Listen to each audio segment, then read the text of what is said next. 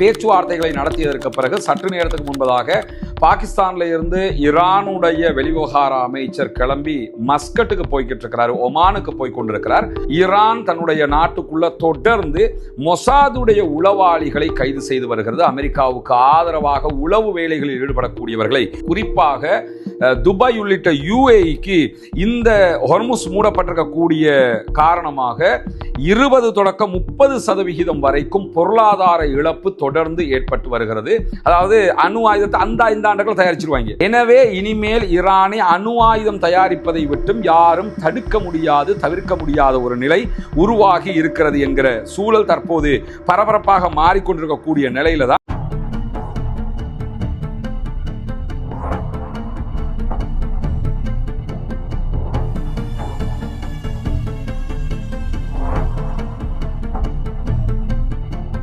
இன்றைக்கு வெளியாக இருக்கக்கூடிய மேலதிகமான செய்திகள்ல பாகிஸ்தானுடைய அதிகாரிகளை சந்தித்து ஈரானுடைய ஃபாரின் மினிஸ்டர் உள்ளிட்ட அதிகாரிகள் பேச்சுவார்த்தைகளை நடத்தி கொண்டிருக்கிறார்கள். இந்த பேச்சுவார்த்தைகளில் ஒரு விஷயத்தை நீங்க கவனிச்சுக்கிறோம்னா, வளமையான செய்திகளில் ஈரான் பாகிஸ்தானோட மத்தியஸ்தம் வச்சு பேச்சுவார்த்தை நடத்துகிறதுங்கிறது பிரபலமானது. அதுதான் 80% விஷயம்னு புரிஞ்சுக்கிறீங்க. ஆனா ஈரான் பாகிஸ்தானோடு மாத்திரம் பேச்சுவார்த்தைகளை அமெரிக்காவோடு தொடர்பு படுத்தவில்லை. ஓமானை வைத்தும் பேச்சுவார்த்தை நடத்துறாங்க, மேலதிகமாக மாஸ்கோவை வைத்து பேச்சுவார்த்தை நடத்துறாங்க. ரஷ்யாவும் இந்த பேச்சுவார்த்தைகளில் ஈடுபட்டு வருகிறது. ஏன்னா ஈரானை பொறுத்தவரையில ஈரான் காலாகாலமாக கடைபிடிக்கிற ஒரு வழிமுறை இருக்கிறது. ஈரானும் அமெரிக்காவும் நடத்துகிற பேச்சுவார்த்தைகள்ல 180% செய்திகளை வெளியே சொல்ல மாட்டாங்க. என்ன பேசியிருக்கிறோம், என்ன எக்ரிமெண்ட்டுக்கு போறோம், என்ன மாதிரி செய்ய போறோம்ங்கிறத சொல்ல மாட்டாங்க என்று சொல்கிறது அல் ஜசீரா இன்றைக்கு தன்னுடைய செய்தி தொகுப்புல. அவர்கள் சொல்லும் போதுதான் மேலதிகமாக என்ன சொல்றாங்கன்னா, எனவே என்னென்ன ஒப்பந்தம் இதுல வரப்போகுதுங்கிறத அவங்க சொல்றதுதான் மொத்தமான செய்தின்னு நம்ம புரிஞ்சுக்கிற முடியாது. அவங்க சொல்லாத செய்திகளும் இருக்கிறது. காரணம் என்ன, பாகிஸ்தான் மெயினா நின்று பேச்சுவார்த்தை நடத்துகிறது, அதே நேரம் ஓமானும் சில பேச்சுவார்த்தைகளை நடத்துகிறது, அதே போன்று மாஸ்கோவும் சில பேச்சுவார்த்தைகளை நடத்துகிறது என்கிற செய்திகள் வெளியாகி இருக்கு. அதனாலதான் பாகிஸ்தானுக்கு போய் பேசிட்டு அடுத்ததாக ஓமானுக்கு போறாங்க, ஒமான்ல இருந்து கிளம்பி ரஷ்யாவுக்கு போறாங்க. அதனால ஒரு பரபரப்பான சூழல் எப்பொழுதுமே மத்திய கிழக்கில் நிகழ்கிற நேரத்தில் இந்த பேச்சுவார்த்தைகளுக்கு ஏன் முடிவு எட்டப்படாமல் இருக்கிறது என்கிற ஒரு பாரிய ரகசியம் தற்போது கசிந்து கொண்டிருக்கிறது. என்னன்னா, நமக்கெல்லாம் தெரியும், ஈரானிடத்தில் 460 கிலோகிராம் செறிவூட்டப்பட்ட யுரேனியம் இருக்கிறது. இதை வைத்து 9 தொடக்கம் 10 அணு ஆயுதங்களை ஈரானால் தயாரிக்க முடியும். எனவேதான் அந்த செறிவூட்டப்பட்ட யுரேனியத்தை எங்க கிட்ட தந்துருங்க, நீங்க அதை வச்சுக்கிற கூடாதுன்னு அமெரிக்கா கேட்டுக்கிட்டே இருந்தா. இதை கேட்டுக்கிட்டு தான் 2025 ஜூன் மாதம் அவ்வளவு பெரிய அட்டாக் பண்ணி செறிவூட்டப்பட்ட யுரேனியத்தை நாங்கள் அழிச்சிட்டோம் அப்படின்னு சொன்னாங்க. ஆனா இந்த யுத்தத்தை ஆரம்பிக்கும் போது அது அழிக்கப்பட்டதை சொல்லிக்கிட்டு இருந்தவங்க அதை அழிக்கிறதுக்கு தான் திரும்ப யுத்தம் பண்றோம்னு சொன்னாங்க. ஆனா இந்த யுத்தத்திலையும் அவர்களால் அதை அழிக்க முடியவில்லை என்பது நிரூபணமாகி இருக்கிறது. அதனாலதான் பேச்சுவார்த்தையிலேயாவது அந்த யுரேனியத்தை எங்க கிட்ட தந்துருங்க, இல்லாட்டி ஒரு தேர்ட் பார்ட்டிக்கு அதை கொடுத்துருங்க, நீங்க வச்சுக்கிற வேணாம், நீங்க யுரேனியத்தை செறிவூட்டக்கூடாது, நீங்க அணு ஆயுதத்தை தயாரிச்சிடக்கூடாது என்கிற விதமாக தொடர்ந்து அழுத்தங்களை கொடுத்து கொண்டிருக்கிறது ஈரானுக்கு அமெரிக்கா. ஆனா இன்றைக்கு வெளியாகி இருக்கக்கூடிய செய்திகள் பிரகாரம் ஈரான் ஏன் விடாப்பிடியாக இருக்கிறார்கள் என்பதை பொறுத்தவரையில, ஈரான் தன்னுடைய அணுசக்தி திட்டத்தில் ஒரு முக்கியமான மைல்கல்லை அடைந்து விட்டார்கள் என்கிற செய்திகள் வெளியாகி இருக்கிறது. குறிப்பாக ஒரு மறைமுக அணு ஆயுத நாடாக மாறிவிட்டதாக சமீபத்திய ஆய்வுகள் காட்டுகிறது என்கிற செய்திகளை இன்றைக்கு அல் ஜசீராவாக இருக்கலாம், மிடில் ஈஸ்ட் ஐயாக இருக்கலாம், மிடில் ஈஸ்ட் மானிட்டராக இருக்கலாம், இப்படி பல ஊடகங்களும் இந்த செய்திகளை தொட்டு காட்டியிருப்பதை நம்ம பார்க்க முடியும். ஈரான் இடத்துல 60% செறிவூட்டப்பட்ட 460 கிலோகிராம் யுரேனியம் கையிருப்பில் இருக்கிறது. இதை குறுகிய காலத்துக்குள்ளாக அவர்கள் ஒரு அணு ஆயுதமாக மாற்றிவிட முடியும் என்கிற நிலையில இப்பொழுது ஈரான் அணு ஆயுத வாசலில் நிற்கிறது என்கிற செய்திகள் வெளியாகி இருக்கிறது. அதாவது அணு ஆயுதத்தை அந்த ஆண்டுகள் தயாரிச்சிருவாங்க. எனவே இனிமேல் ஈரானை அணு ஆயுதம் தயாரிப்பதை விட்டும் யாரும் தடுக்க முடியாது, தவிர்க்க முடியாத ஒரு நிலை உருவாகி இருக்கிறது என்கிற சூழல் தற்போது பரபரப்பாக மாறிக்கொண்டிருக்கக்கூடிய நிலையில் ஈரானுடைய இந்த தொழில்நுட்ப வளர்ச்சிங்கிறது அந்த நாட்டை இனிமேல் ஒரு சாதாரண ராணுவ சக்தியாக அமெரிக்காவால் பார்க்க முடியாது. ஏன் நார்த் கொரியா மேல அட்டாக் பண்ணாம இருக்கிறாங்கன்னா, நார்த் கொரியாட்ட அணு ஆயுதம் இருக்கிறது. பாகிஸ்தான் மேல சண்டை பிடிச்சாலும் அப்படி நார்மலா ரெண்டு நாடும் போய்க்குது எதுக்குன்னு கேட்டா, பாகிஸ்தான்டையும் அணு ஆயுதம் இருக்குது, இந்தியாட்டையும் அணு ஆயுதம் இருக்குது. அதே மாதிரி ரஷ்யாவாக இருக்கலாம் அல்லது பிரான்ஸாக இருக்கலாம், அதே போன்று பிரித்தானியாவாக இருக்கலாம், இவங்கள்ட்ட எல்லாம் 9 நாடுகள் கிட்டத்தட்ட அணு ஆயுதம் வச்சுக்கிட்டு இருக்கிறாங்க. 10ஆவதாக இஸ்ரேல் வச்சுக்கிட்டு இருக்கிறாங்க. ஆனால் இஸ்ரேல் எங்கள்கிட்ட அணு ஆயுதம் இருக்குன்னு சொல்றதும் இல்லை, இல்லைன்னு சொல்லி மறுக்கிறதும் இல்லை. இப்பொழுது இந்த 10வது இடம் இஸ்ரேல் என்று வச்சுக்கிட்டீங்கன்னா 11வது இடமாக ஈரான் மாறி இருக்கிறது. எனவே ஈரானோடு இனிமேல் சண்டையிடுவது என்பது சாதாரணமான விஷயம் கிடையாது. இந்த மாதிரியான ஒரு நிலை உருவாகி இருக்கிறதுனால இப்ப அமெரிக்கா தன்னுடைய கொள்கைகளையே மாற்றிக்கொள்ள வேண்டிய நிர்பந்தம் உருவாகி இருக்கு. அதான் இந்த பேச்சுவார்த்தை இழுபறிக்கு மிக முக்கியமான காரணம் என்று சொல்றாங்க. அமெரிக்காவினுடைய அரசு ஈரான் பற்றிய தன்னுடைய கொள்கையை முழுமையாக மாற்றி அமைக்க வேண்டிய நிர்பந்தத்துக்கு தள்ளப்பட்டிருக்கிறது. குறிப்பாக இனிமேல் அணு ஆயுதம் தயாரிக்கவே மாட்டோம் என்று ஈரான் சொன்னாலும் அவங்க வாசலுக்கு வந்துட்டாங்க, கன்ஃபார்மா தயாரிச்சிருவாங்க. இனிமே ஈரானோட சண்டை பிடிச்சி அதை அழிக்கிறதுங்கிறது அசாத்தியமானது. ஈரானுடைய அணுசக்தி திறனை இனி மறுக்க முடியாத ஒரு பேருண்மையாக அமெரிக்கா ஏற்றுக்கொள்ள வேண்டிய நிலை உருவாகி இருக்கிறது. அதனால இப்ப நடக்கிற பேச்சுவார்த்தைகளை தற்காப்பு, அதே போன்று பேச்சுவார்த்தை முறைகள் மூலமாக ஒரு மிடில் நிலைக்கு ஈரானை கொண்டு வர்றதுக்கு தான் அமெரிக்கா தடுமாறி கொண்டிருக்கிறாங்க. குறிப்பாக ஈரான் இந்த நிழல் அணு ஆயுதத்தை பெற்றுக்கொண்டிருக்கக்கூடிய காரணத்தினால வளைகுடாவில் ஒரு நிழல் அணு ஆயுதம் கொண்ட பாரிய ஆயுத சக்தி கொண்ட ஒரு நாடாக தற்போது ஈரான் மாறி இருக்கிறது. இது வளைகுடா நாடுகளுக்கு ஒரு பெரிய பிரச்சனை என்னன்னா, அவங்கள்ட்ட அணு ஆயுதம் கிடையாது, ஈரான்ட்ட இருக்குதுங்கிறது. எல்லாத்துக்கும் மேல அமெரிக்காவுக்கு ஒரு பெரிய தலையடியாக மாறிடுச்சு. சும்மா இருந்திருந்தா கூட அவங்க சும்மா இருந்திருப்பாங்க. யுத்தம் பண்ணுகிறோம் பேர் வழின்னு சொல்லி அவங்கள அணு ஆயுதத்தை தயாரிக்கிற இடத்துக்கு கொண்டு வந்து விட்டுட்டாங்க. எனவே இனிமேல் ஈரானை அணு ஆயுதம் அற்ற நாடு என்கிற இடத்துல வச்சு பார்க்க முடியாது. அவர்கள் ஒரு நிழல் அணு ஆயுதத்தை தயாரித்து விட்டார்கள். அப்படின்னா நிழல் அணு ஆயுதம் என்னன்னா, அணு ஆயுதத்தில் வாசலுக்கு வந்துட்டாங்க, அடுத்த அணு ஆயுதம் தான். எனவே அவங்க இனிமே அவங்க பின்வாங்க. அதனால தான் எத்தனை பேர் செத்தாலும் பரவாயில்லை, எவ்வளவு இழப்பு வந்தாலும் நாங்கள் விட்டு கொடுக்க மாட்டோம்ங்கிறாங்க. அவ்வளவு தூரம் வந்துட்டு நம்ம மேலே யுத்தம் பண்ணினாங்கிறதுக்காக விட்டுட்டு போவானா? அதை கையில் வச்சுக்கிறதுக்கு தான் பார்ப்போம். அந்த ஏற்பாடுகளை தற்போது ஈரான் உச்சமாக செய்து கொண்டு இருக்கிறது.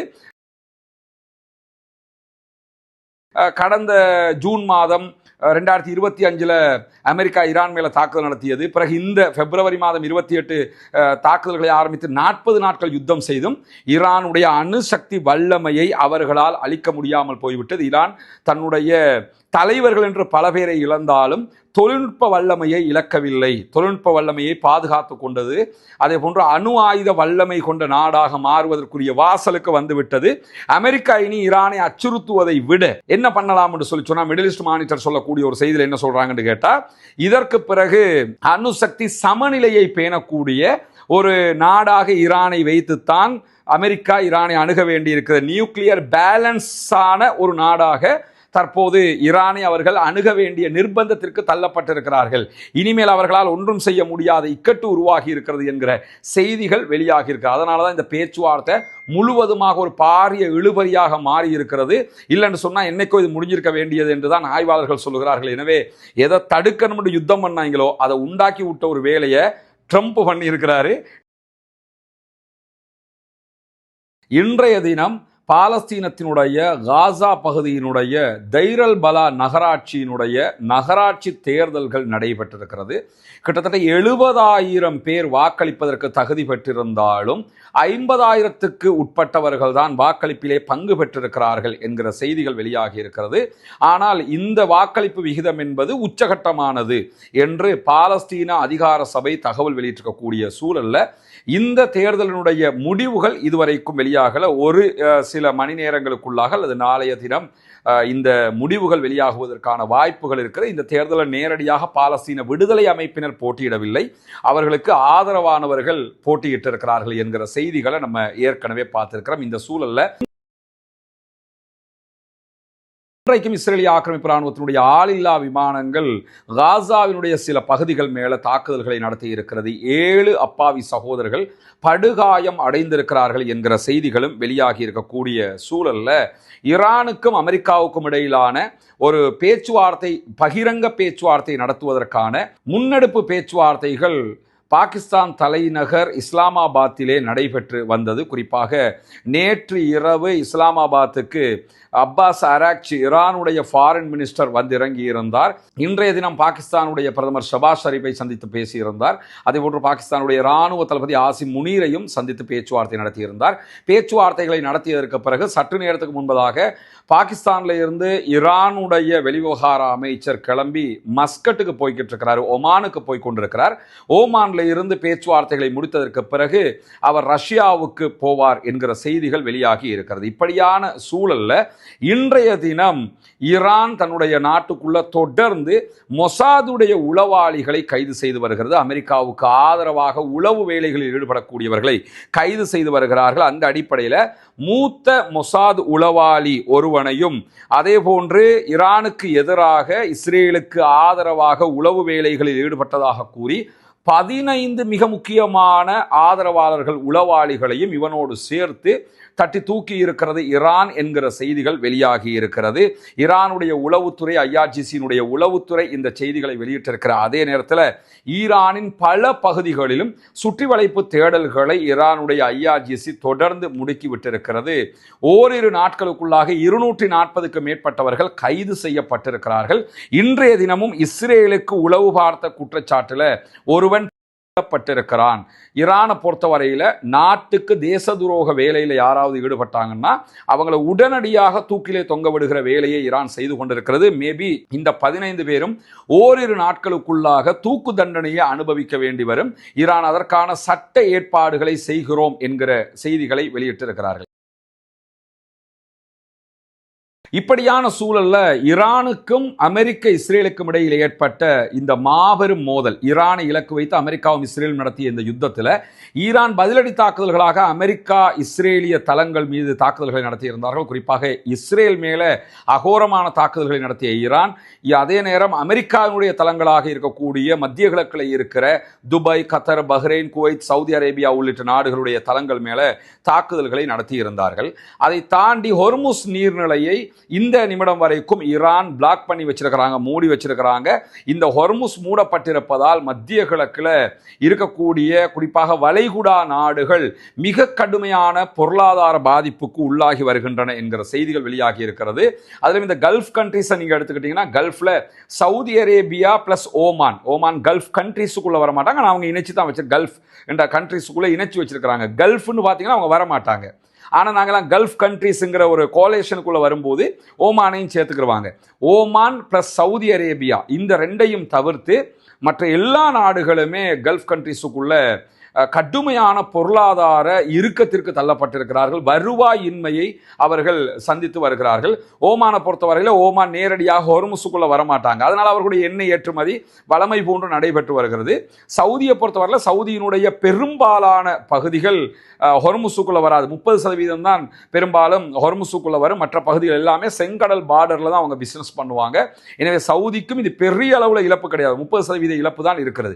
மற்ற எல்லா நாடுகளுக்குமே பாரிய இழப்பாக இது மாறி இருக்கக்கூடிய சூழல்ல குறிப்பாக துபாய் உள்ளிட்ட யுஏஇக்கு இந்த ஹொர்முஸ் மூடப்பட்டிருக்கக்கூடிய காரணமாக 20 தொடக்கம் 30% வரைக்கும் பொருளாதார இழப்பு தொடர்ந்து ஏற்பட்டு வருகிறது. வளமையானவர்களுடைய பிசினஸ்ல இருந்து இந்த இழப்பு ஏற்பட்டு வருகிறது என்று யுஏஇனுடைய சென்ட்ரல் பேங்க் வெளியிட்டிருக்கக்கூடிய அறிவிப்பில் நம்ம பார்க்க முடிகிறோம். அதே நேரத்தில் கத்தர், குவைத், பஹ்ரைன் இந்த நாடுகளுடைய வாராந்த வருவாயை கணக்கிலிட்டு பார்க்கும்போது சுமார் 80% இழப்புகளை சந்தித்திருக்கிறார்கள். மற்ற நாடுகளை விட கத்தரும் குவைத்து, பஹ்ரைன் ஆகிய நாடுகள் தான் மொத்தமான இழப்பை சந்தித்து வருகிறார்கள். 80% வாராந்த வருமானத்தினுடைய இழப்புகள் அவர்களுக்கு ஏற்பட்டு வருகிறது. எனவே இதற்கெல்லாம் நிரந்தரமான தீர்வு என்னன்னு கேட்டால் ஹொர்முஸை திறப்பது, ஈரான் போடக்கூடிய நிபந்தனைகளுக்கு அமெரிக்காவை மண்டியிடச் செய்வது. இல்லைன்னு சொன்னால் ஈரான் இதே வேலையை பார்த்துக்கிட்டு இருப்பாங்க. இந்த நாடுகளுக்கெல்லாம் பெரிய சிக்கலாக அது மாறும் என்கிற ஒரு சூழல் உருவாகி இருக்கக்கூடிய நிலையில தான் சர்வதேச நாடுகளும் ஹொர்முஸ் நீர்நிலை திறக்கப்பட்டால் அங்கிருக்கக்கூடிய கன்னி வெடிகளை அகற்றுகிற பணியில் நாங்கள் இணைந்து கொள்வோம் என்று அறிவித்துக் கொண்டிருக்கிறார்கள். முதல் அதை எப்போ திறப்பானுங்கிற கேள்வியே இருக்கிறது. திறந்ததுக்கு பிறகுதானே அதில் நாங்கள் கலந்துக்கிறோம்ங்கிறத அறிவிக்கணும். ஆனால் இன்னைக்கு ஜெர்மன் வெளியிட்டிருக்கக்கூடிய அறிவிப்பில் அவர்களுடைய கன்னி வெடி அகற்றக்கூடிய கப்பல் 40 பேரை கொண்ட கப்பலை நாங்கள் ஹொர்முஸுக்கு அனுப்புறதுக்கு தயாராக இருக்கிறோம், ஓப்பன் பண்ணிட்டீங்கன்னா நாங்களும் சேர்ந்து உங்களோட அந்த கன்னி வெடிகளை அகற்றுகிற பணியில் ஈடுபட்டுக் கொள்வோம் என்கிற செய்திகளை அவங்க வெளியிட்டிருக்கிறார். அதே நேரம் டர்க்கியும் இன்னைக்கு நாங்களும் கன்னி வெடிகளை அகற்றுவதற்கு வருவதற்கு தயாராக இருக்கிறோம் என்று சொல்றாங்க. ரெண்டுக்கும் பொதுவாக ஈரான் என்ன சொல்லியிருக்கிறாங்கன்னா, ஹொர்முஸை திறக்கணும்னு ஆயிடுச்சுன்னா நீங்க யாருமே வர தேவையில்லை, நாங்க வச்சதை நாங்களே எடுத்து விட்டுருவோம், எங்களுக்கு தெரியும் எங்க வச்சிருக்கிறோம்னு, அதை எப்படி எடுக்கணுங்கிறது எங்களுக்கு தெரியும், வெச்சவங்களுக்கு எடுக்க தெரியாதா, எனவே அதை நாங்களே பார்த்துக்கிருவோம், நாங்க வரப்போறோம் நீங்க சொல்றதுக்கு நன்றின்னு இருக்கிறாங்க. நீங்க வரப்போறோம் சொல்றீங்கல்ல, அதுக்கு நன்றி, ஆனா திறக்கிற வழியை பாருங்க, அமெரிக்காக்காரன் நாங்க சொல்றதை கேட்க சொல்லுங்க, நாங்களே அதை எடுத்து விட்டுருவோம் என்று சொல்லி இன்றைக்கு பதிலடியை ஈரான் கொடுத்திருக்கக்கூடிய சூழலை நம்ம பார்க்க முடிகிற அதே நேரத்தில் ட்ரம்ப் இந்த யுத்தத்தை ஆரம்பித்து செஞ்சதெல்லாமே தேவையில்லாத ஆணிகளை பிடிங்கினது தான். சும்மா இருந்த அரபு நாடுகளுக்கு அடி வாங்கி கொடுத்தது, சும்மா இருந்த ஈரானை உசுப்பேத்தி விட்டது, ஹொர்முஸை மூட வச்சது, அவங்களோட பலத்தை உலகத்துக்கு காட்டினது, அமெரிக்காக்காரன் தான் உலகத்தில் எல்லாமே என்று உலகத்துக்கே பயம் காட்டிக்கிட்டு இருந்தவங்க இவங்கெல்லாம் டம்மி பீஸுன்னு ஈரானை வச்சு அமெரிக்காவை டம்மி ஆக்கினது. இந்த மாதிரி வேலைகளைத்தான் அமெரிக்க அதிபர் டொனால்ட் ட்ரம்ப் செய்திருக்கிறார் என்கிற செய்திகள் தான் இன்றைக்கு வெளியாக இருக்கிறது. பொறுத்திருந்து பார்ப்போம் என்னவெல்லாம் நடக்கிறது என்பதை. இந்த நியூக்ளியர் தொடர்பான மேலதிகமான செய்திகளையும் அடுத்தடுத்து வரக்கூடிய செய்திகளோடு உங்களுக்கு இணைத்து தருவதற்கு தயாராக இருக்கிறோம். ஆக்கிரமிப்புகள் ஓய வேண்டும், ஆக்கிரமிப்பாளர்கள் ஓய வேண்டும், ஆக்கிரமிப்புகள் ஓய்ந்து ஆக்கிரமிப்பாளர்களும் ஓய்ந்து உலகம் முழுவதும் அமைதி திரும்ப வேண்டும் என்கிற பிரார்த்தனைகளோடு காசா அப்பாவிகள் மீதான தாக்குதல் நிறுத்தப்பட வேண்டும், லெபனான் அப்பாவிகள் மீதான தாக்குதல்கள் நிறுத்தப்பட வேண்டும், ஈரான் அப்பாவிகள் மீதான தாக்குதல்களும் ஆக்கிரமிப்புகளும் நிறுத்தப்பட வேண்டும் என்கிற உயரிய பிரார்த்தனைகளோடு ஆக்கிரமிப்பாளர்களுக்கு எதிராக தொடர்ந்தும் ஜனநாயக ரீதியாக குரல் எழுப்புவோமாக வாகிறது. அல்ஹம்துலில்லாஹி ரப்பில்